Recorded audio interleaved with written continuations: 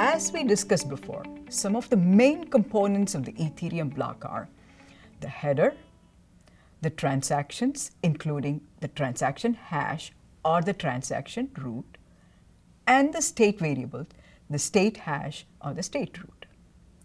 Integrity of the block is managed by assuring that the block header contents are not tampered with, the transactions are not tampered with, state transitions are efficiently computed, hashed, and verified. Remember, the blockchain is supposed to be an immutable record. In Ethereum, the block hash is the block of all the elements in the block header, including the transaction root and state root hashes. It is computed by applying a variant of SHA-3 algorithm called Kechek on all the items of the block header. You will see a real example of Bitcoin block hash in the quiz associated with this module. A typical block has about 2,000 transactions in Bitcoin and about 100 transactions in Ethereum. We need an efficient way to detect tampering and validate the transaction efficiently. Hashes of transactions in a block are processed in a tree structure called Merkle tree hash that we discussed in an earlier lesson. Merkle tree hash is also used for computing the state root hash, since only the hash of the chain states from block to block have to be recomputed.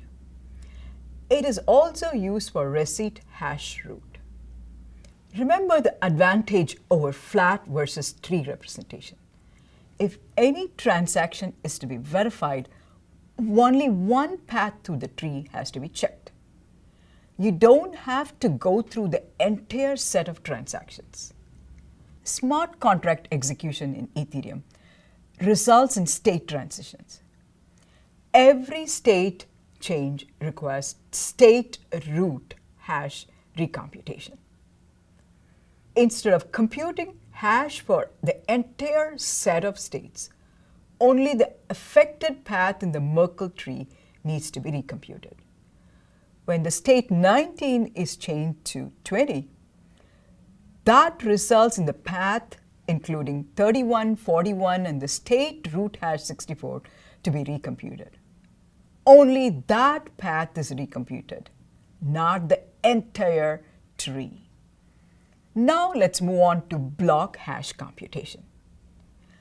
Block hash in Ethereum is computed by first computing the state root hash, transaction root hash, and the receipt root hash shown at the bottom of the block header. These roots and all the other items in the header are hashed together with a variable nonce to solve the proof of work puzzle. Block hash serves two important purposes: verification of the integrity of the block and the transactions, formation of the chain link by embedding the previous block hash in the current block header. If any participant node tampers with the block, its hash value changes, resulting in the mismatch of the hash values and rendering the local chain of the node in an invalid state. Any future blocks initiated by the node will be rejected by other miners due to hash mismatch. This enforces the immutability of the chain. Summarizing, a combination of hashing and encryption are used for securing the various elements of the blockchain. Private-public key pair and hashing are important foundational concepts in decentralized networks that operate beyond trust boundaries.